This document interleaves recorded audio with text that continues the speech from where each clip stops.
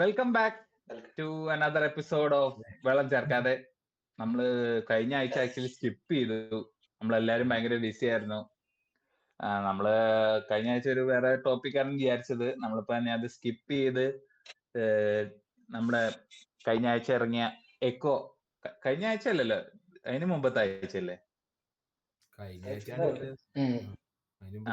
അതിന്റെ ഇക്കോ പടത്തിനെ കുറിച്ച് ഡിസ്കസ് ചെയ്യാനും പിന്നെ വേറൊരു പുതിയ റൂള് കേരളത്തിൽ വന്നതിനെ കുറിച്ച് ഡിസ്കസ് ചെയ്യാനാണ് നമ്മൾ വന്നത്.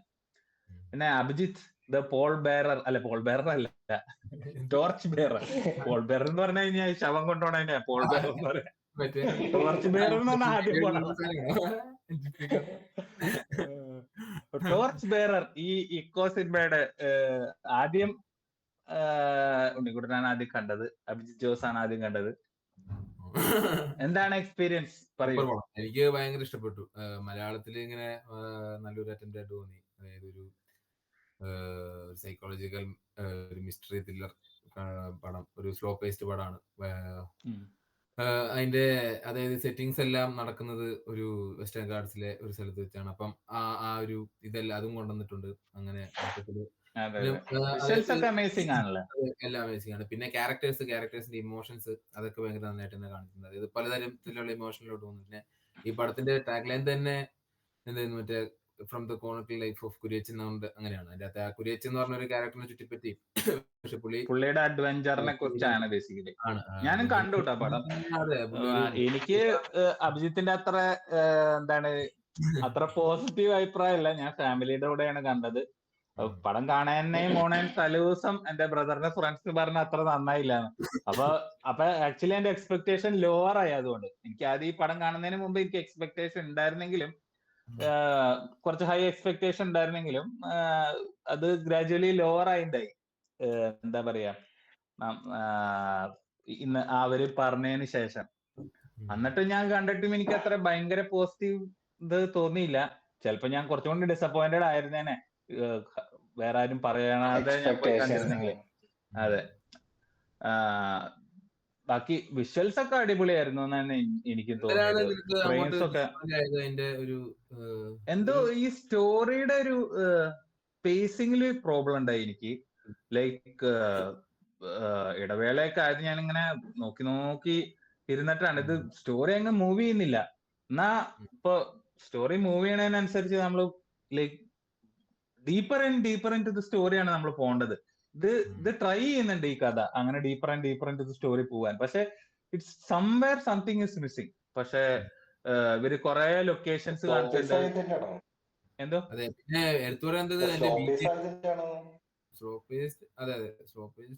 സ്ലോ പേസ്ഡ് ആണ് പടം സ്ലോ പേസ്ഡ് ആണ്. അത് ഞാൻ ആ കിഷ്കിന്ധാന്തം കണ്ടപ്പോ തന്നെ അതുപോലത്തെ പടാന്ന് ഞാൻ കേട്ടിട്ടുണ്ടായി. അപ്പൊ ഞാൻ ആ സ്ലോ പേസ് ഞാൻ എക്സ്പെക്ട് ചെയ്യുന്നുണ്ട്. ബട്ട് ഇതിലെന്താ വെച്ചാൽ കുറച്ചുകൂടി വിഷ്വൽസ് കൂടുതലാ. അതായത് ഇപ്പൊ ഓരോ സ്ഥലങ്ങൾ കാണിക്കണത്, ഇപ്പൊ ഇത് പാർട്ട്ലി മലേഷ്യയിൽ കുറച്ച് ഭാഗം നടക്കുന്നുണ്ടെന്ന് പറയുന്നുണ്ട്. അതിന്റെ കുറച്ച് വിഷ്വൽസ് ഉണ്ട്, അതൊക്കെ അടിപൊളിയായിട്ടുണ്ട്. പിന്നെ ഇതിപ്പോ വെസ്റ്റേൺ ഗാർഡ്സിലാണെന്ന് പറഞ്ഞല്ലോ, വെസ്റ്റേൺ ഗാർഡ്സിൽ കുറെ സ്ഥലങ്ങൾ കാണിക്കുന്നുണ്ട്. മറ്റേ മലയുടെ മുകളിൽ ഇങ്ങനെ ഇഞ്ചിപ്പുല്ലൊക്കെ വളർന്നിരിക്കണ ഇതൊക്കെ കാണിക്കണ കുറെ സീൻസ് ഉണ്ട്. പിന്നെ ഫോറസ്റ്റിന്റെ ഉള്ളിലുള്ളതുണ്ട്, വെള്ളച്ചാട്ടം. ബട്ട് ലൈക്ക് എന്താ പറയാ, ഒരു വിഷ്വലി പാക്ഡ് ആണ്. പക്ഷെ എന്നാലും എന്താ ഈ സ്റ്റോറിയുടെ ഈ പ്രോഗ്രഷന്റെ സ്പീഡ്, കാരണം എന്ന് വെച്ചാൽ അത്രേ ഉള്ളൂ സ്റ്റോറി. ഇതിന് കുറെ ഡയമെൻഷൻസ് കൊടുക്കാണ്ടെന്ന് വെച്ചാൽ you need to take that time and tell that story. അത് ഞാൻ completely I mean favour of that. എനിക്ക് ഈ ആർട്ട് ഫോമിനോട് അത്ര റെസ്പെക്ട് ഉള്ളതുകൊണ്ട് എനിക്ക് ആഗ്രഹം ഉണ്ട് they should take the time and do that. But ഇതിനകത്ത് അത്രമാത്രം കഥയില്ല. ഇത് അത്ര ടൈം എടുത്ത് അതിന്റെ ഇന്റർവ്യൂലായ റൈറ്റർ തന്നെ പറഞ്ഞിട്ടുണ്ടായിരുന്നു, അധികം സമയമില്ലാണ്ട് ഇവര് പെട്ടെന്ന് ഒരു പ്രൊഡക്റ്റ് ഇറക്കാൻ നോക്കാന്നുള്ള മൈൻഡാണ് ചെയ്തത്. അപ്പം അത് ആ ഒരു ഇന്റൻഷൻ തന്നെയായിരുന്നു തോന്നുന്നു അവരുടെ സൈഡിൽ നിന്ന്. സാധാരണ ഇങ്ങനത്തെ ഇതിലേക്ക് എങ്ങനെയാന്ന് വെച്ചാൽ ആക്ടിങ്ങിൽ കുറെ നമുക്ക് ലൈക്ക് ബ്രില്യന്റ് ആക്ടിങ് ഈ ചേർത്തിയായിട്ട് പുള്ളിക്കാരുടെ അഭിനയൊക്കെ സൂപ്പർ ആയിരുന്നു കേട്ടോ.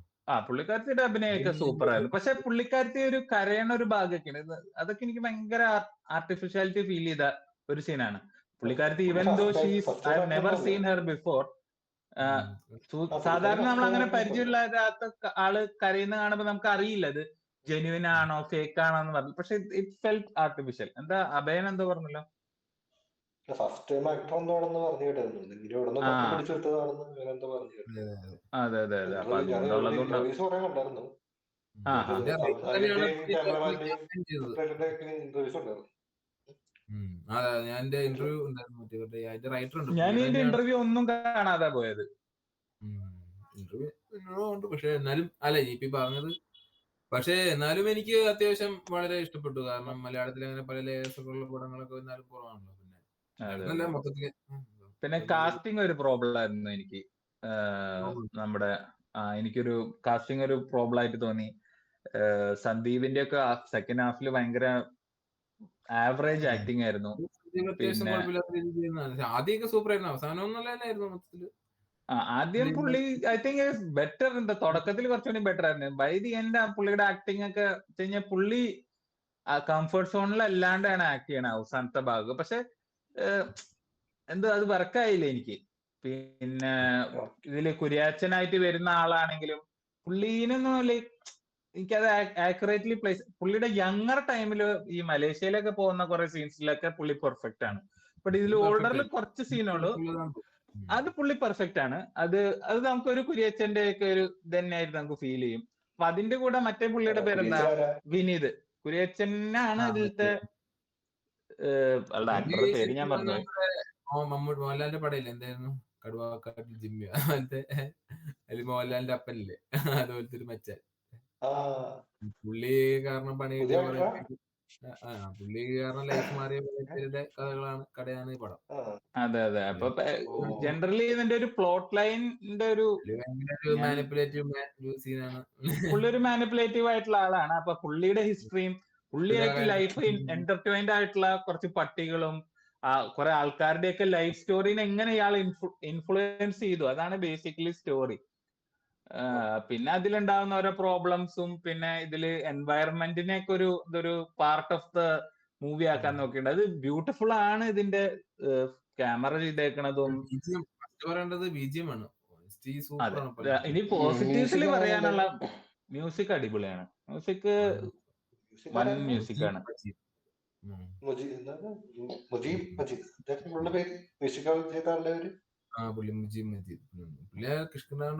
പിന്നെ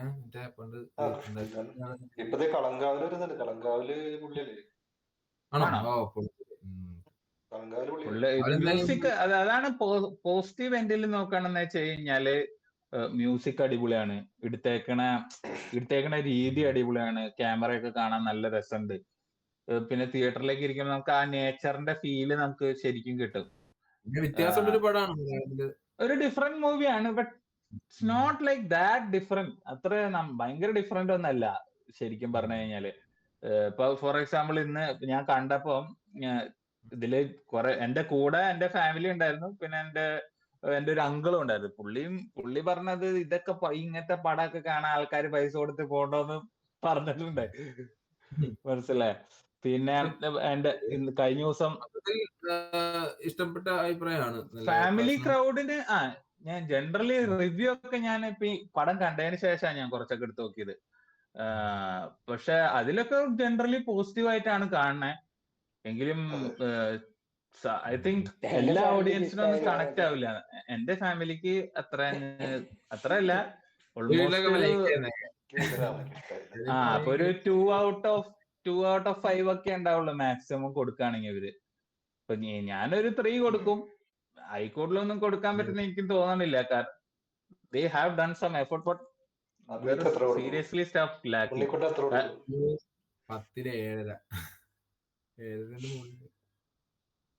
7.5 മുകളിൽ കൊടുക്കും. അപ്പൊ 3.5 അപ്പൊ 3.7. അതിന്റെ മുകളിൽ 4 കൊടുക്കോ? 4 out of 5 കൊടുക്കോ? 4 കൊടുക്കൂല. 3.9 വരെ കൊടുക്കാൻ 3.7. കാരണം എന്നാ എനിക്ക് തോന്നുന്നു, പിന്നെ ഓഡിയൻസിനെ നമ്മൾ പറയണ കേട്ടോ, എല്ലാവർക്കും ഇത് അക്സെപ്റ്റ് ചെയ്യാൻ പറ്റുന്നില്ല. എല്ലാവർക്കും എല്ലാ പടവും ഇഷ്ടപ്പെട്ടോന്നില്ല. ഒരു നിർബന്ധമില്ല എല്ലാവർക്കും ഇഷ്ടപ്പെടുന്നെന്ന്. പിന്നെ എൻജോയ്മെന്റും ആക്സെപ്റ്റ് ചെയ്യണ രീതിയും ഇതൊക്കെ ഡിഫറെന്റ് ആണ്. അതെ അതെ അതെ മാസിന് മൊത്തത്തിൽ മാസിന് ഇഷ്ടപ്പെട്ട പടം വിജയിക്കും. എന്തായാലും കണ്ട് ട്രൈ ചെയ്യാൻ പറ്റുന്ന സാധനമാണ്. എന്തായാലും അങ്ങനെ ബോറടിച്ചിരിക്കുന്നതല്ല പടം. എന്തായാലും നമുക്ക് ഇവിടുന്ന് കാണാൻ പറ്റിയില്ല, പക്ഷെ പോണം, ഈ ആഴ്ച പോണം. അല്ല വെച്ച് കഴിഞ്ഞാല് തിയേറ്ററിൽ കാണുമ്പോഴായിരിക്കും കുറച്ചുകൂടി ബെറ്റർ എന്ന് എനിക്ക് തോന്നണേ ഈ പടം. ലൈക്ക് കാരണം വർക്കൊക്കെ ക്യാമറ വർക്കും സൗണ്ടൊക്കെ അപ്രീഷിയേറ്റ് ചെയ്യാൻ ശരിക്കും പറഞ്ഞാൽ തിയേറ്ററിൽ പോയി കാണണം. കാരണം you will miss that out completely. ഇപ്പൊ ഇനി OTT-യിലൊക്കെ വരുമ്പോ അത് കംപ്ലീറ്റ്ലി മിസ് ഔട്ട് ആയി പോകുന്ന എനിക്ക് തോന്നുന്നത്. അങ്ങനെ മിസ് ഔട്ട് ആയി പോകുമ്പോ ബാക്കിയുള്ള പ്രോബ്ലംസ് ഒക്കെ എടുത്ത് കാണിക്കാൻ തുടങ്ങും. അപ്പൊ തിയേറ്ററിൽ പോയി കണ്ട് എക്സ്പീരിയൻസ് ഇഷ്ടമുള്ളത് എന്തായാലും തിയേറ്ററിൽ പോയി കാണേണ്ട ഒരു പടമാണ്. ക്യാമറയും റൈറ്റർ തന്നെയാണ് റൈറ്റർ ക്യാമറമാനാണ്. പുള്ളിയാണ് KCF-ഉം ചെയ്തിട്ടുണ്ട്, Kerala crime files series. Second season KCF എന്ന് പറയോ? കേരള ക്രൈം ഫയൽസ് മറ്റേ എന്തോ ഒരു കുട്ടികളുടെ അതാണോ? അനിമൽ ട്രയോളജി എന്നാ പറയണത്, അതറിയോ? സീരീസാ. അനിമൽ ട്രയോളജി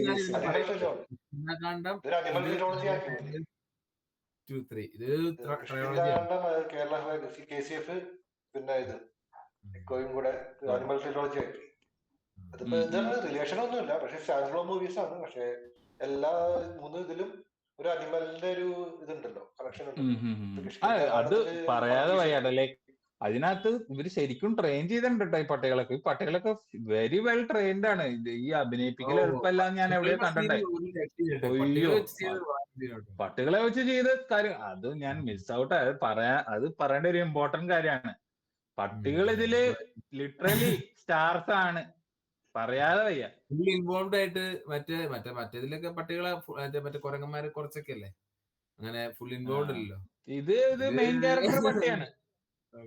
പട്ടി ഒരു സ്പെസിഫിക് ബ്രീഡ് ഓഫ് ഡോഗ് ആണ് ഇതിലത്തെ മെയിൻ ക്യാരക്ടർ. അങ്ങനെ ശരിക്കും ഉണ്ടോ അങ്ങനത്തെ ഇത്രയും സീൻ ബ്രീഡ് മലേഷ്യയില്? അങ്ങനത്തെ അത്ര സീൻ ബ്രീഡ് ഉണ്ടോന്ന് ചോദിച്ചു കഴിഞ്ഞാൽ എല്ലാ ബ്രീഡും നല്ല ബ്രീഡ് തന്നെയാണ്.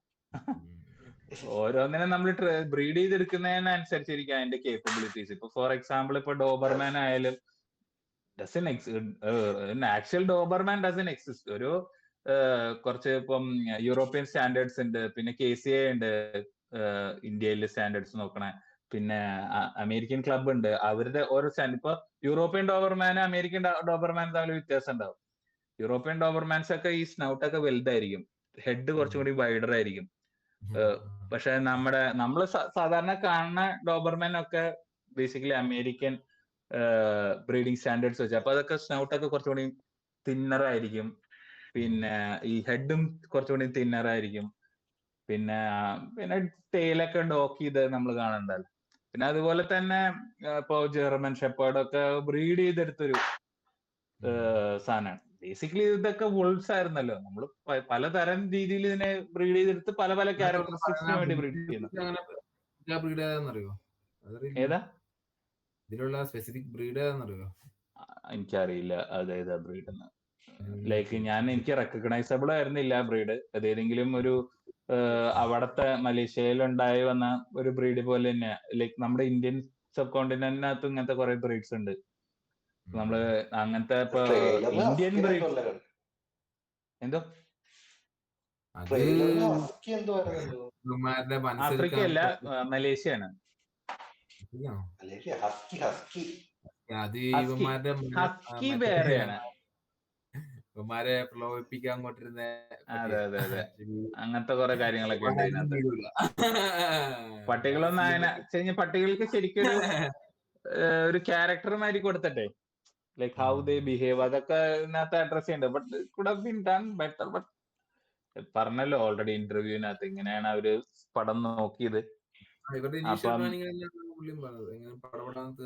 അവസാനത്തെ ആ സീനൊക്കെ ഇപ്പൊ പറഞ്ഞ സദ്യമിന്റെ ആ സീനൊക്കെ ഒറ്റ ടേക്കിൽ എടുത്താണ്. അതിപ്പം എങ്ങനെ അഭിനയിക്കണം ചെയ്താണ്. ഓ പിന്നെ എനിക്ക് തോന്നുന്നു അതിനകത്ത് പിന്നെ പട്ടിയുടെ കാര്യം പറയാൻ പറഞ്ഞ ഡോഗ്സിന്റെ കാര്യം പറയുമ്പോ നമ്മൾ പറയണല്ലോ. അതായത് നമ്മുടെ നാട്ടിൽ തന്നെ കുറെ ഇതുപോലെ ഇൻഡിജിനിയസ് ആയിട്ടുള്ള കുറെ ബ്രീഡ്സ് ഉണ്ട്. അതിനൊക്കെ കുറെ ആൾക്കാര് ഇപ്പൊ നമ്മളിപ്പോ നോർത്തിലൊക്കെ പോയി കഴിഞ്ഞ് കഴിഞ്ഞാൽ ബുള്ളിക്കുട്ട എന്നൊക്കെ പറഞ്ഞ ഒരു ഒരു ഭയങ്കര മസ്കുലർ ആയിട്ട് പിറ്റ്ബുള്ളൊക്കെ പോലെ ഇരിക്കണ ലാർജ് ഷെപ്പേർഡ് ഡോഗ്സ് ഉണ്ട്. നമ്മുടെ ഇപ്പൊ ഈ രാജപാളയം അങ്ങനത്തെ സൗത്ത് ഇന്ത്യയിലെ രാജപാളയം ഒക്കെ അതൊക്കെ ഇങ്ങനത്തെ പ്രൈസ് ഡോഗ്സ് ആണ്.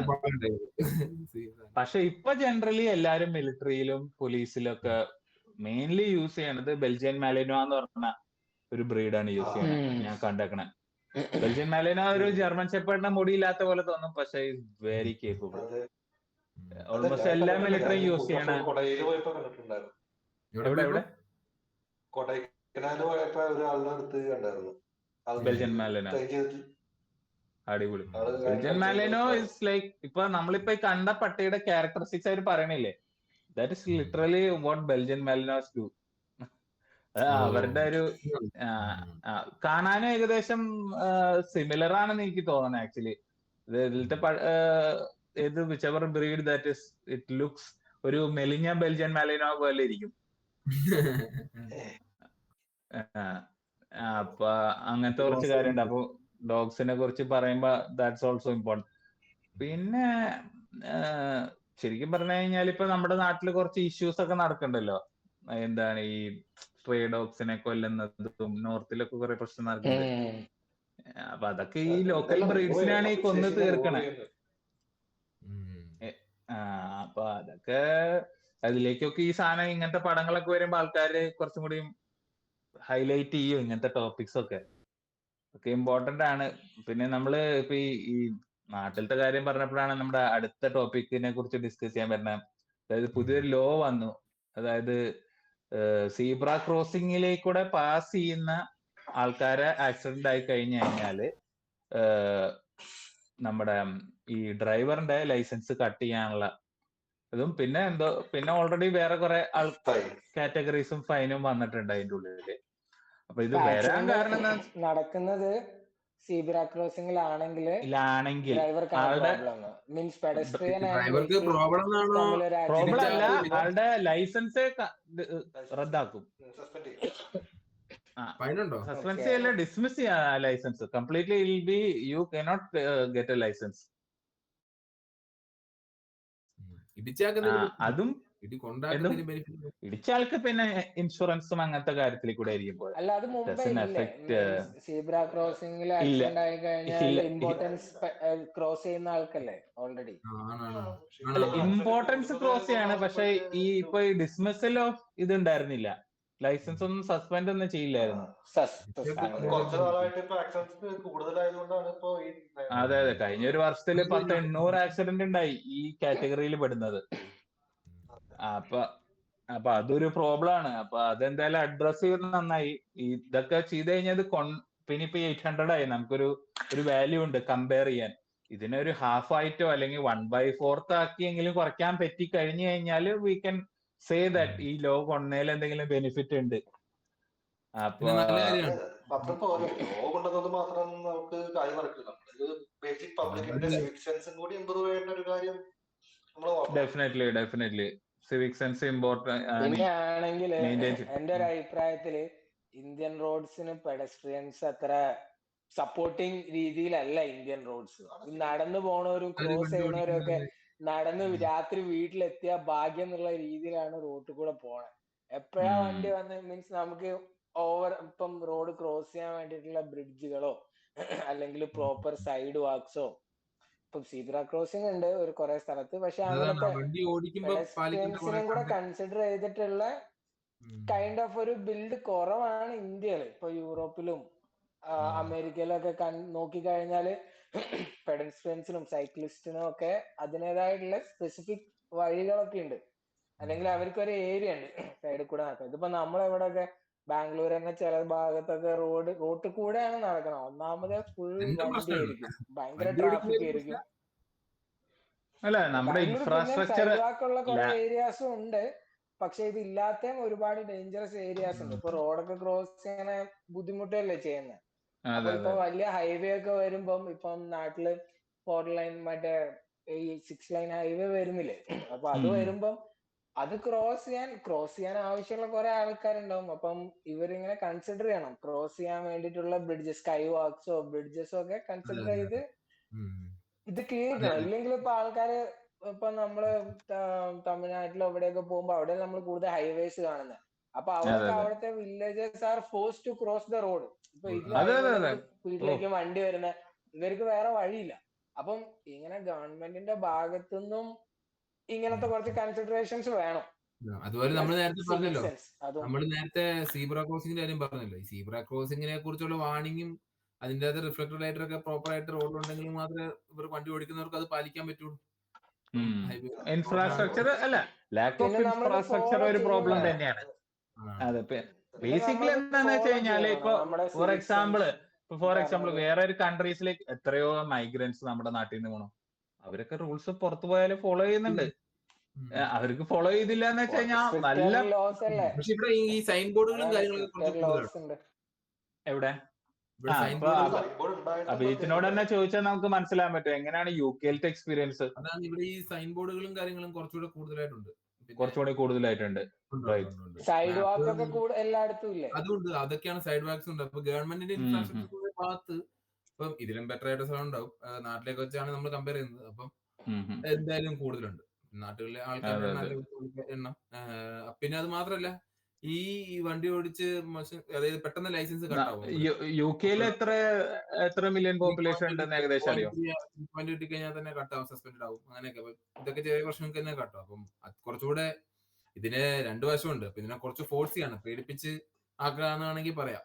പക്ഷെ റോഡില് നമ്മൾ കുറച്ച് സ്പീഡ് നമ്മുടെ കൺട്രോളിന് മുകളിൽ സ്പീഡിൽ പോകുന്നതാണല്ലോ. അപ്പൊ അവിടെ കുറച്ച് കൺട്രോൾ ഒരു കോണ്ടാക്ട് പാലിച്ചില്ലെങ്കിൽ അതല്ലേ ആലോചിച്ച് ആവറേജ് ഒരു കാറിന്റെ വെയിറ്റ് 1000 കിലോന്റെ മുകളിൽ, അതായത് ഒരു ടണ്ണിന്റെ മെറ്റൽ പെട്ടിയിലുള്ളതാണ് നിങ്ങൾ 100-130 കിലോമീറ്ററിൽ സഞ്ചരിക്കണേ. അപ്പൊ it's not easy to stop first of all സ്പീഡിൽ പോകുമ്പോ. പിന്നെ it's not if you are not fully aware, അല്ല നമുക്കും ഡാമേജ് ഉണ്ടാവും, പുറത്തുള്ള അഫക്റ്റഡ് ആവണ ആൾക്കും ഡാമേജ് ഉണ്ടാവും. കുറച്ചുകൂടി നമ്മള് എന്താ പറയാ റെസ്പോൺസിബിൾ ആയിട്ട് തന്നെ ഡ്രൈവ് ചെയ്യണം. പിന്നെ വേറെ അതെ, ഇപ്പൊ ഇവിടെ ഒരു ലൈസൻസ് എടുക്കാനുള്ള ബുദ്ധിമുട്ടും നമ്മുടെ നാട്ടിലെ ലൈസൻസ് എടുക്കാനുള്ള ബുദ്ധിമുട്ടും തമ്മിൽ കമ്പയർ ചെയ്യുമ്പോൾ ഇവിടെയാണ് കുറച്ചുകൂടെ ബുദ്ധിമുട്ട്. അപ്പൊ ഇതിനെ കുറിച്ച് പഠിക്കാനാണ്. അതെ, ഇവിടെ ദുബായിലും ഭയങ്കര ഡിഫിക്കൽട്ട് ആണ്. അതുകൊണ്ട് എത്ര പോട്ടെ, ഞാൻ ഇടയ്ക്ക് റെഡിറ്റിലൊക്കെ നോക്കും, ഓരോരുത്തരും വന്ന് കംപ്ലൈന്റ് ചെയ്യും, അയ്യോ ഞാൻ കാർ എടുത്ത് കുറച്ച് നാളായാലും കുറെ ഫൈൻ അടിച്ചു. അതായത് ഇത്രയും സ്ട്രിക്റ്റ് ആയിട്ടുള്ള ഡ്രൈവിംഗ് പ്രോസസ്സിൽ കൂടെ കഴിഞ്ഞു പോയ ആൾക്കാർ തന്നെ ഫൈൻ ഇങ്ങനെ മേടിച്ചു കൂട്ടാണ്. ജസ്റ്റ് റോഡ് റൂൾസ് ഫോളോ ചെയ്ത് പോയാൽ തന്നെ അധികം ഫൈൻസ് ഇല്ലാതെ നമുക്ക് ട്രാവൽ ചെയ്യാൻ പറ്റും ഇവിടെ. എന്നിട്ട് തന്നെ അവർക്ക് അത് പറ്റണില്ല. അപ്പം അത് ആക്ച്വലി ഇവിടെ ഒരു പോപ്പുലേഷൻ എക്സ്പ്ലോഷൻ സംഭവിച്ചിട്ടുണ്ട് ഒരു കഴിഞ്ഞൊരു 3-4 ഇയേഴ്സിൽ. ഹബീബി കം ടു ദുബായ് എന്ന് പറഞ്ഞിട്ട് എല്ലാരും ദുബായിലേക്ക് വന്നേക്കാണ്. ഇവിടെ നിറവാണ് ആൾക്കാരെ കൊണ്ട്. അപ്പൊ ആ ഒരു അതിന്റെ ഇതിൽ കുറെ ആൾക്കാര് എന്തോ ഓട്ടോമാറ്റിക് ആയിട്ട് പെട്ടെന്ന് ലൈസൻസ് കിട്ടുമായിരിക്കുമല്ലോ. ഓട്ടോമാറ്റിക് ആയിട്ട് പെട്ടെന്ന് ലൈസൻസ് കിട്ടില്ല. ഇവിടെ 6 ട്രൈസ് ഒക്കെ ചെയ്ത എത്രയോ പേര് എന്നിട്ട് ലൈസൻസ് കിട്ടാതെ പോകുന്ന ഒരു ഇഷ്ടം പോലെ. പിന്നെ ഭയങ്കര എക്സ്പെൻസീവ് ആണ് ഇവിടെ ലൈസൻസ് കിട്ടല് നാട്ടിലെ വെച്ച് കമ്പയർ ചെയ്യുകയാണെങ്കിൽ.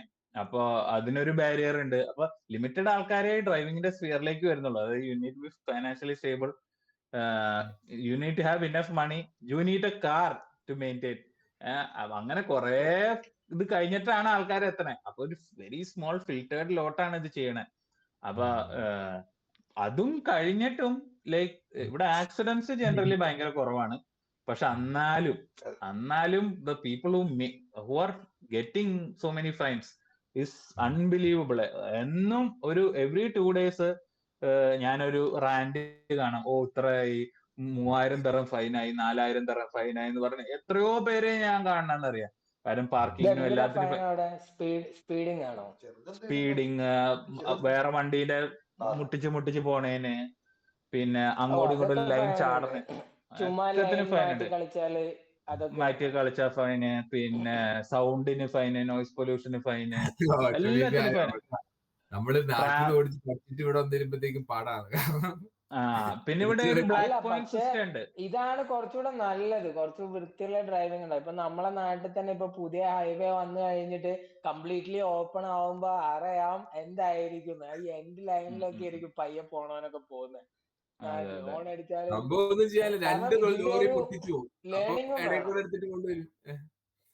അതെ പിന്നെ 2 ലെയനില് 2 ലോറി എങ്ങനെ പോവാനാ? ഞാൻ ആ NH544 അഭിജിത്തിന്റെ അവിടേക്ക് പണ്ട് കോയമ്പത്തൂർ പോയിട്ട് പേടിയായി പോയിട്ടുണ്ട്. അതും ഒരു റോഡ് പൊന്തിയ സ്ഥലത്ത് അപ്പുറത്തെ 2 സൈഡിലും പാടം. ഓ മൈ ഗോഡ്, അതൊക്കെ ടെറിബിൾ. അതും രാത്രി ലൈറ്റ് ഇല്ല അവിടെ, രാത്രി ലൈറ്റ് പോലും ഇല്ല. എത്ര ആൾക്കാരെ വർഷം റോഡൊക്കെ വന്നു കഴിയുമ്പോ. കാരണം ഇതിന്റെ ഒരു ലേണിംഗ് വേണം. അതായത് ആൾക്കാർ ഇപ്പം we are not use to അത്തരം വലിയ ഹൈവേയിലൊക്കെ നാട്ടില്. അപ്പൊ ആ ഒരു ഹൈവേ റൂൾസ് ആൻഡ് റെഗുലേഷൻസ് അല്ലെ എങ്ങനെ എന്തൊക്കെ ഫോളോ ചെയ്യണം എന്നുള്ളത്. പക്ഷെ കുറെ സയൻസ് ഒക്കെ ഉണ്ട്. ഞാനിപ്പം നാട്ടിൽ പോയപ്പോ, കോഴിക്കോട് പോയപ്പം അവിടെ ഒരുവിധം റോഡ് വർക്കൊക്കെ കഴിഞ്ഞു. അപ്പൊ അവിടെ എല്ലായിടത്തും സയൻസ് ഒക്കെ ഉണ്ട്, പ്രോപ്പർ ആയിട്ട് ഇതൊക്കെ വെച്ചിട്ടുണ്ട്. അതിന്റെ കൂടെ അഡീഷണലി ഇപ്പൊ ഒരു ലേണിംഗ് അല്ലെങ്കിൽ അങ്ങനെ ഒരു നോളജ് ഓഫീസിൽ കയറ്റിയൊക്കെ തരുന്ന പോലെ ആൾക്കാർക്ക് പഠിപ്പിച്ചു കൊടുക്കാനും കൂടെ ഗവൺമെന്റിന് പറ്റിക്കഴിഞ്ഞാൽ മേ ബി ആൾക്കാർക്ക് കൂടുതൽ. പക്ഷെ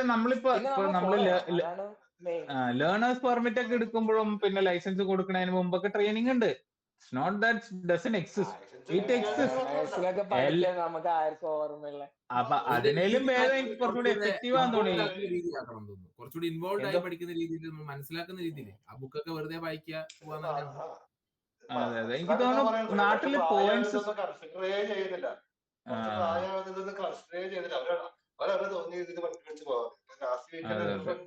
അതില് വണ്ടി ലൈസൻസ് എടുത്തിട്ടാണ്. അല്ല, അഭയ എന്താ ഒരു എക്സ്പീരിയൻസിനെ കുറിച്ച് പറയാൻ കേട്ടില്ല. Last weekend friend accident NH കൂടെ പോവായിരുന്നു. പെട്ടെന്ന് ലെഫ്റ്റ് സൈഡിൽ എന്താണ് പെട്ടെന്ന് റൈറ്റിലേക്ക് തിരിച്ചു. ഇടിക്കേണ്ടത് ബ്രേക്ക് പിടിച്ചു, വീണ് ക്രാഷായി. പറ്റിയിട്ടില്ല, ആ ബൈക്കിലായിരുന്നു. ഫുൾ ഗിയർ ഒക്കെ ഉണ്ടായി. അപ്പം പക്ഷെ ഇങ്ങനെ റൊട്ടേറ്റ് ഒക്കെ ചെയ്തു. ഇപ്പൊ ഗിയർ ഒന്നും ഇല്ലായിരുന്നെങ്കിൽ എന്തായാലും. അതെ, ഗിയർ, റൈഡിങ് ഗിയർ എന്തൊരു ഇമ്പോർട്ടന്റാ. നമ്മുടെ നാട്ടിൽ ആരെങ്കിലും റൈഡിങ് ഗിയർ ഇട്ട് പോകുന്ന കണ്ടല്ലോ? റൈഡേഴ്സ് ഗിയർ ഒക്കെ യൂസ് ചെയ്യും. റൈഡേഴ്സ് മാത്രം, എത്ര ചെറിയ പോപ്പുലേഷൻ ആണ്. അതേ അഫോർഡ് ചെയ്യാൻ പറ്റുന്ന എന്തുകൊണ്ടാ അഫോർഡ് ചെയ്യാൻ പറ്റാത്ത? എന്താ high end riding gear afford ചെയ്യാൻ പറ്റാത്തുള്ളൂ. ലോ എൻഡ് റൈഡിങ് ഗിയർ ഒക്കെ എല്ലാവർക്കും അഫോർഡ് ചെയ്യാം. ബട്ട് നമ്മുടെ അവിടെ അങ്ങനെ ഒരു സിസ്റ്റം ഇല്ല. ഹെൽമെറ്റ് തന്നെ വെക്കാത്തോടത്ത് ഇനി റൈഡിങ് ഗിയർ, അതായിരിക്കും ആൾക്കാർ പറയാൻ പോണ. അങ്ങാടിയിൽ ഇപ്പം തക്കാളിയൊക്കെ മേടിക്കാൻ പോകുമ്പോൾ റൈഡിങ് ഗിയർ ഒക്കെ ഇട്ട് പോകാൻ പറ്റും. മീൻസ് ഏറ്റവും ക്ലോസസ്റ്റ് ഇതിലാണ് കൂടുതൽ ആക്സിഡന്റ് നടക്കുന്നതും. അങ്ങനത്തെ ഒരു ഇത് ഞാൻ വായിച്ചിട്ടുണ്ടായി. ഇപ്പം ദൂരെ പോകുമ്പോൾ ആൾക്കാർ ഗിയർ ഒക്കെ ഇടുന്നുള്ളൂ. അപ്പം ഇങ്ങനത്തെ ക്ലോസ് ഇതിലാണ് കൂടുതൽ ആക്സിഡന്റ് നടക്കുന്നത്. അതും വേണമെന്നാണ് എന്റെ അഭിപ്രായം. ഉപകരണമായി മാറിയില്ല നാട്ടിലേക്ക്. ഇവിടെയൊക്കെ അധികം കാറായോണ്ടാണ് ഇത് വ്യത്യാസം. നാട്ടില് ബൈക്കിന്റെ ഒരു സാധനം ഉണ്ടല്ലോ. അതെ അതെ, ലോകത്തിലെ ഏറ്റവും അധികം 2 വീലേഴ്സ് ഉള്ള രാജ്യല്ലേ ഇന്ത്യ. ചൈനയിൽ പിന്നെയും കുറവാ 2 wheelers compare to cars. Car to the ratio it's almost like much better than India.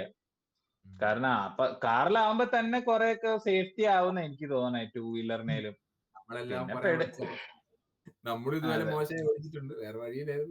അതെ അതെ അതെ അതെ, ഇതൊക്കെ ഒരു ലേണിംഗ് എക്സ്പീരിയൻസ് ആണ്. ഇതിനെ കുറിച്ച് പറയുമ്പോ റോഷൻ, ഇന്ത്യയിൽ തന്നെ ഇവിടെ പോയത് ഓർമ്മയുണ്ടോ? മേഘാലയ പോയിട്ട് തിരിച്ചു വരുമ്പോ റോഡില് അടിപൊളി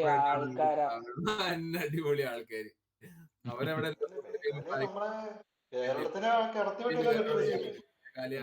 മേഘാലയ ഭയങ്കര ലെയ്ഡ് ബാക്ക് ആൻഡ് പീസ്ഫുൾ ആൾക്കാരാട്ടോ. അതായത് ഒരു വണ്ടി സ്റ്റോപ്പ് ചെയ്ത് നിൽക്കുക, നമ്മൾ അതേ ലൈനിൽ ഇങ്ങനെ ബാക്കിൽ ഫോളോ ചെയ്തിട്ട് കുറെ ഒരു 5-6 വണ്ടി ഇങ്ങനെ നിൽക്കുന്നുണ്ട്. ഫ്രണ്ടിലെ വണ്ടിക്കാരൻ എന്തോ സ്റ്റോപ്പ് ആയതോ എന്തോ സൈഡ് എടുക്കാൻ എന്തോ വേണ്ടിയിട്ടാ. പക്ഷെ അതിന്റെ ബാക്കിൽ ഇങ്ങനെ ഓർഡറിൽ 4-5 വണ്ടി, അതിന്റെ പുറകിലാണ് നമ്മൾ. ഓപ്പോസിറ്റ് ലൈന് ഫ്രീയാ. ഇവിടെ ആണെങ്കിൽ ഇവിടുന്ന് കുത്തി കയറ്റി അങ്ങനെ എടുത്തുകൊണ്ടുപോയി ഫ്രണ്ടിൽ എത്തിയിട്ട് ഇവിടെ പോകാൻ പറ്റില്ലേ, എന്നാ ഇനി വേണമെങ്കിൽ ഇവിടെ ഒതുക്കാം, ഇല്ലെങ്കിൽ ബാക്കോട്ട് എടുക്കാം. ബസ്സൊക്കെ ആണെങ്കിൽ അവിടെ എന്തെങ്കിലും കാട്ടി ഒതുക്കും. നാട്ടിലൊക്കെ ആണെങ്കിൽ ബസ്സുകാര് വരെ പോണെന്ന് നമ്മൾ കണ്ടില്ലേ. അപ്പം അവിടെ പക്ഷെ ആൾക്കാർ പീസ്ഫുൾ ആയിട്ട് വെയിറ്റ് ചെയ്തിട്ട് അതിന്റെ ടേണില് അത് നമ്മൾ അതിനനുസരിച്ച് ഇറങ്ങണം. അല്ലാതെ അവിടെയാണ് സിവിക് സെൻസ് വരണ ബേസിക്കലി. വരാൻ പറ്റി സൈഡ് മിസ്സായിട്ട് പഠിക്കണം, ബസ് മിസ്സായിട്ട് പഠിക്കണം. എന്തുകൊണ്ട് നമ്മൾ മാത്രമാണ് നിയമം തിരിച്ചത്, ബാക്കിയുള്ള നമ്മൾ പാലിച്ചില്ല, നമ്മൾ അതിന്റെ പുറകിൽ നിന്നിട്ടാ വന്നത്. കുറച്ച് സ്ഥലത്ത് ഫ്ലൈറ്റിൽ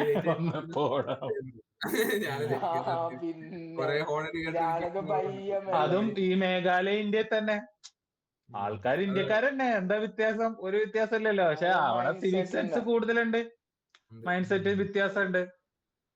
മേഘാലയ ഡിഫറെന്റ് ആയിരുന്നു. അവിടെ എല്ലായിടത്തും ഡസ്റ്റ്ബിന്നും വേസ്റ്റ് കളയാനും എല്ലാത്തിനും ഡസ്റ്റ്ബിൻ ഒക്കെ. അപ്പൊ ആരാണെങ്കിലും അങ്ങനെ ലിറ്റർ ചെയ്യാൻ തോന്നില്ല, അടുത്തന്നെ ഡസ്റ്റ്ബിൻ ഉണ്ട്. എന്നിട്ടും ഡസ്റ്റ്ബിൻ ഉണ്ടായിട്ടും ചുമ്മാ ഇടുന്ന കൈൻഡ് ഓഫ് ആൾക്കാരും ഉണ്ട് ഇന്ത്യയിൽ. അത് പറഞ്ഞപ്പോഴാ ഞാന് ഒരു വീഡിയോ കണ്ടിട്ടുണ്ട്. ഏതോ ഒരു ബീച്ചിന്റെ അടുത്ത് കുറെ കടയൊക്കെ സ്റ്റാർട്ട് ചെയ്തിട്ട്, ഇത് ഗവൺമെന്റ് ഇനീഷ്യേറ്റീവില്, പിന്നെ കുറെ കണ്ണൂരാണെന്ന് തോന്നുന്നു. എന്നിട്ട് അത് അവിടെ നല്ല അങ്ങനെ ലാൻഡ്സ്കേപ്പ് ഒക്കെ ചെയ്ത് ടൈലൊക്കെ ഇട്ട് കുറെ പ്ലാന്റ്സ് ഒക്കെ വെച്ച് കുറച്ച് ഷാക്കൊക്കെ ഗവൺമെന്റ് അതുപോലെ. അതെ അതെ, കോഴിക്കോടല്ല, വടകര ആ ഭാഗത്തേക്കൊക്കെ അതല്ല ജിജോ പറയാൻ വന്നതല്ല. ഇവിടെ ഗവൺമെന്റ് പ്രോപ്പർ ഷാക്കൊക്കെ പണിതിട്ട് അത് റെന്റ് ചെയ്യാൻ വേണ്ടിട്ട് കൊടുത്തപ്പോ ഇവരതിന്റെ ഇടയില് സാധാരണ ഷീറ്റൊക്കെ വലിച്ചു കെട്ടി ഷോപ്പ് തുറന്നതല്ലേ. അങ്ങനെയല്ല. ഞാൻ കണ്ടത് എങ്ങനെയായിരുന്നു വെച്ച് കഴിഞ്ഞാൽ, ലൈക് പ്രോപ്പർ ഷാക്കൊക്കെ പെർഫെക്റ്റ്ലി മെയിൻറ്റൈൻഡ് ആണ്. എന്നിട്ട് കുറെ ആൾക്കാർ വന്ന് ഫുഡ് കഴിക്കുന്നുണ്ട്. ഈ ഫുഡൊന്നും ഇവർ ട്രാഷിൽ ഇടുന്നില്ല. എല്ലാവരും ആ ലാൻഡ്സ്കേപ്പ് ചെയ്തതിന്റെ ഉള്ളില് നിലത്ത് ഫുൾ പ്ലേറ്റ് ഒക്കെ ആ ചെടിക്ക് എത്ര ഭംഗിയുള്ള ബ്യൂട്ടിഫുൾ ചെടിയുടെ ഇടയിലൊക്കെ കൊണ്ടിട്ട്, അത് എനിക്ക് കണ്ടിട്ട് ഭയങ്കര ലൈക്, അതായത് you get what you deserve. നമ്മൾ പഠിക്കേണ്ട എന്നുള്ളത് നമ്മളത് ശരിക്കും നോക്കണം. കാരണം എന്താ വെച്ചാൽ നമ്മുടെ വീട്ടിലാണെങ്കിൽ അങ്ങനെ ചെയ്യോ നമ്മള്? ഇപ്പൊ ഞാൻ എന്റെ പുറത്തിരിക്കണം, അതാ ഞാൻ അവിടെ പ്ലേറ്റ് ഇടും? ഇല്ല. ഞാനൊരു എക്സ്പീരിയൻസ് പറയാം. അതായത് ഞാൻ ഇപ്പൊ അടുത്ത് ബാംഗ്ലൂർ ഇങ്ങനെ വരുമ്പോ ഞാൻ ബൈക്കിന് വരുവാണ്. എന്റെ സൈഡിൽ ഒരു കാറുണ്ട്. കാറില് AC ഇട്ട് ഇരിക്കുകയാണ് ഒരു ഫാമിലി. ഇപ്പം ഹസ്ബൻഡ് ആൻഡ് വൈഫാന്ന് തോന്നുന്നു, ബാക്കിൽ മക്കളൊക്കെ ഉണ്ടെന്ന്. അപ്പൊ വൈഫാണ് ഒന്ന് മുമ്പിലിരിക്കുന്നത്. എന്നിട്ട് അവര് AC ഇട്ട് ഇരിക്കുക, ഒരു ചോക്ലേറ്റ് കഴിച്ചു, AC ഇട്ടിട്ട് വിൻഡോ താത്തിട്ട് അത് പുറത്തേക്ക് കളഞ്ഞിട്ട് വിൻഡോ പൊക്കി. കാറിൽ ഇഷ്ടംപോലെ സൈഡിലൊക്കെ സ്ഥലമില്ല, അവിടെ എവിടെയെങ്കിലും വെച്ചിട്ട് വീട്ടിൽ പോകുമ്പോ എടുത്ത് കളഞ്ഞാൽ മതി. ആ ട്രാഫിക്കില് റോഡിൽ നിൽക്കുമ്പോ ഓൾറെഡി AC ഇട്ട് നമ്മളെന്താ വിചാരിക്കും, ഇതൊക്കെ താത്തണ്ടേ, എന്നാലെങ്കിലും സൈഡിൽ വെക്കാന്നെങ്കിലും വിചാരിക്കല്ലോ. ഇത് താഴ്ത്തി വിൻഡോ ഒക്കെ താഴ്ത്തി ഇത് കളഞ്ഞിട്ട് വിൻഡോ പൊക്കി. ഓക്കെ, അപ്പം അതാണ്. ഇപ്പം കാശുണ്ടെങ്കിലും വിദ്യാഭ്യാസം ഉണ്ടെങ്കിലും അത് ചേഞ്ച് ആയിക്കോണമെന്നില്ല. തലമുറയെങ്കിലും പഠിപ്പിക്കുക എന്തായാലും. അത് ബോധമുള്ളവരൊക്കെ നമ്മളിങ്ങനെ പഠിപ്പിക്കുക. അതുകൊണ്ട് അടുത്ത ജനറേഷന് ജപ്പാനിലൊക്കെ കണ്ടിട്ടുണ്ട് ഞാൻ ചെയ്യാത്തവരെ നമ്മൾ കാണുമ്പോ പിന്നെ നമ്മൾ ഫോളോ ചെയ്യാം. അതാണ് ഇപ്പൊ ആദ്യം ലീഡ് ബൈ എക്സാമ്പിൾ ആണ് ശരിക്കും പറഞ്ഞാല് ഞാൻ ചെയ്യാറ്. ഞാൻ അങ്ങനത്തെ ആക്ടിവിറ്റീസ് ഇപ്പൊ ഇന്നലെ ഞങ്ങള് ഇവിടെ ക്യാമ്പിങ്ങിന് പോയി. ഇപ്പൊ പണ്ടേ കോളേജിൽ പഠിക്കുമ്പോ അപ്പൊ ഞാൻ we take that garbage with you. Like അതെ നമ്മളൊരാള് ഞാൻ സ്വന്തമായിട്ട് ചെയ്യാറുണ്ടായിരുന്നില്ല. ഞാൻ ഇതുപോലെ ആണ്. പക്ഷെ ചില ആൾക്കാരൊക്കെ how they want to keep that place clean. അപ്പൊ നമ്മളിപ്പോ ഒരു സ്ഥലത്ത്, ഇപ്പൊ ഞങ്ങൾ ഇന്നലെ പോയ ഒരു ഡെസേർട്ടില് പോയിട്ട് ഇരുന്നിട്ട് ഒരു ഗ്യാതറിങ്ങിന് വേണ്ടിയിട്ട് നമ്മൾ വിറകൊക്കെ കൂട്ടിയിട്ട് ഇരിക്കുന്നതാണ്. അപ്പൊ നമ്മൾ കൺസ്യൂം ചെയ്യുമ്പോൾ ചിലപ്പോൾ പ്ലേറ്റ് ഉണ്ടാവാം, ഗ്ലാസ് ഉണ്ടാവാം, വേറെ വാട്ടർ ബോട്ടിൽ ഉണ്ടാവാം. അപ്പൊ ഞങ്ങൾ അവിടെ ചെന്നപ്പോ ഇതൊന്നും ഇല്ല നിലത്ത്. കുറച്ച് എന്തോ ഒരു പേപ്പറിന്റെ എന്തോ ഒരു സാധനം മാത്രമാണ് ഇൻ ദാറ്റ് ഓപ്പൺ ഡെസേർട്ട്. അവിടെ ഒന്നും വേറെ ആരും വരുന്നില്ല. ഓപ്പൺ ഡെസേർട്ട് ആണ്, ആരും നോക്കാനും ഇല്ല, ക്യാമറയും ഇല്ല, ഒന്നുമില്ല. എന്നിട്ടും അത് കുറെ ആൾക്കാർ വരുന്നുണ്ട് ഇങ്ങനെ ക്യാമ്പിംഗ് ഒക്കെ ചെയ്യാൻ വേണ്ടിയിട്ട്. എന്നിട്ട് അവിടെ ക്ലീൻ ആയിട്ട് ഇരിക്കുക. അപ്പൊ അത് കഴിഞ്ഞ് പോകുമ്പോ to keep it the same way so that the next time at least you or somebody comes it is pleasant to sit there. ഇല്ലാന്ന് വെച്ചാൽ നമ്മുടെ സാധനം കൂടെ ഇതൊന്നും ഡീഗ്രേഡും ആവില്ല. ആ സ്ഥലം നശിപ്പിച്ചു ബേസിക്കലി. അതിനുവേണ്ടി മുനിസിപ്പാലിറ്റി ഈ ഡെസേർട്ടിന്റെ ഉള്ളിൽ എന്ന് വെച്ച് കഴിഞ്ഞാല് അതിന്റെ നടുക്കിൽ കൂടെ ഒരു അൺപേവ്ഡ് ആയിട്ടുള്ള ഒരു റോഡ് മാത്രമേ ഉള്ളൂ ഈ ഡെസേർട്ടിന്റെ നടുക്കിൽ കൂടെ പോണേ.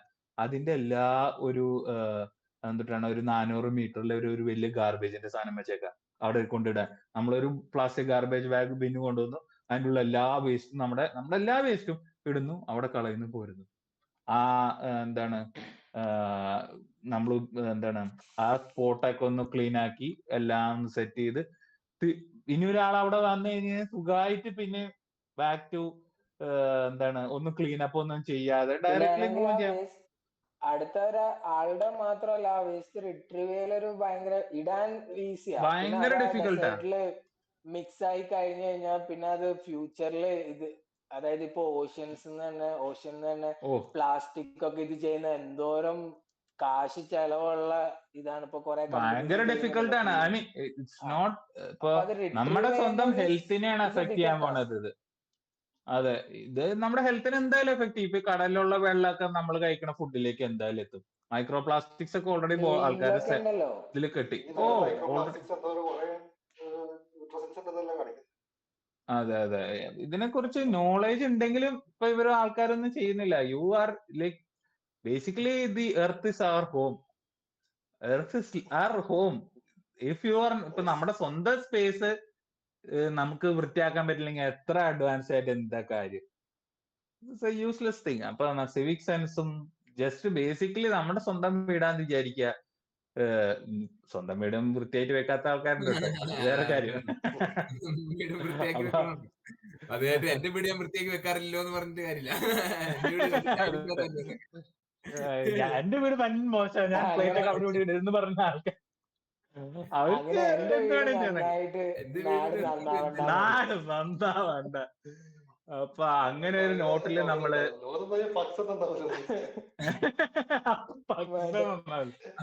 അത് വേണ്ട, അങ്ങനെ പാകിസ്ഥാൻ നന്നാവണ്ട.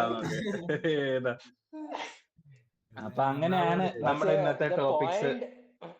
പറഞ്ഞെന്താന്ന് വെച്ചാല് ട്രൈ ടു ബി നമ്മളെന്തോരം ഇത് ചെയ്യുന്ന, അപ്പൊ അത് ലിറ്റർ ഒന്നും ചെയ്യാതെ നമ്മൾ തന്നെ ഡിസ്പോസ് ചെയ്യാൻ ശ്രമിച്ചാൽ ഇറ്റ് വിൽ ബി മോർ.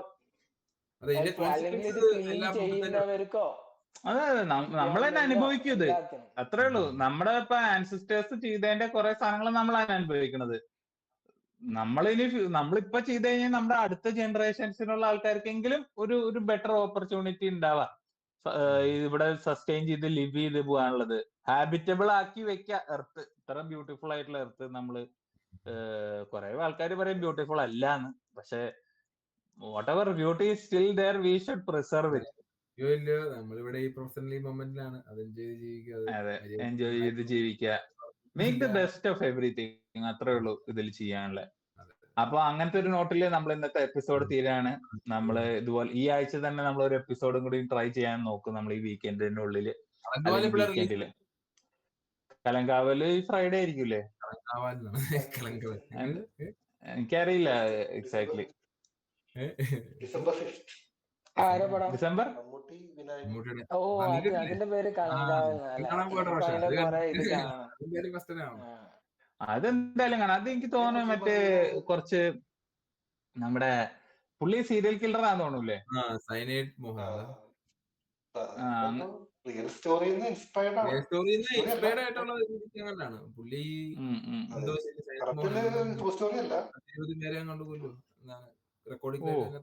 ഞാൻ ഈ സൈനൈഡ് മോഹന്റെ കഥയെ കേട്ടിട്ടില്ല ഞാൻ ഇതുവരെയായിട്ടും.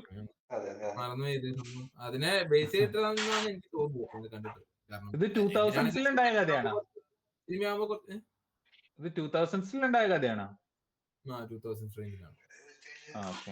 കേരള, തമിഴ്നാട് ഉൾപ്പെട്ടാണ്. ഓക്കെ. എനിവേ, അപ്പോ ഓൺ ദ നെക്സ്റ്റ് എപ്പിസോഡ് നമ്മൾ കലങ്കാവൽ കണ്ടിട്ടായിരിക്കും. എന്താണ് വേർഡ് എന്തായിരിക്കും? കളങ്കാവൽ കണ്ടിട്ട് നമ്മൾ വരുന്നതായിരിക്കും. അതിന് വേറെ കുറച്ച് റിലേറ്റഡ് ടോപ്പിക്സും നമുക്ക് അപ്പൊ ഡിസ്കസ് ചെയ്യാം. So until then, bye guys. Bye bye.